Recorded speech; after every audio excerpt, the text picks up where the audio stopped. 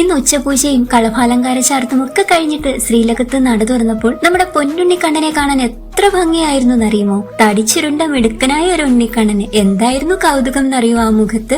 കുഞ്ഞിക്കാലുകൾ പിണച്ചു വെച്ചിട്ട് നിൽക്കാനേട്ടോ നമ്മുടെ ഉണ്ണിന്റെ പിണച്ചു വെച്ച കാലില് നല്ല വീതിയുള്ള പൊൻതളകൾ യശോദാമ്മ അണിയിച്ചു കൊടുത്തിട്ടുണ്ടായിരുന്നു. അരയില് കുമ്പേനോട് പറ്റിച്ചേർന്നിട്ട് ആ പൊന്നരഞ്ഞാണം എന്നത്തെയും പോലെ അത്ര ഭംഗിയിൽ കിടക്കുന്നുണ്ടേട്ടോ. കണ്ണന്റെ കഴുത്തിൽ മാങ്ങാമാല, കഴുത്തിനോട് ചേർന്ന് വളയം പോലെ ഒരു മാല, പതക്കം പോലെ ഒരു മാലയൊക്കെ അണിയിച്ചു കൊടുത്തിട്ടുണ്ട്. കൈവളകളും തോൾവളകളും ഒക്കെ നമ്മുടെ ഉണ്ണി അണിഞ്ഞു നിൽക്കാനേട്ടോ.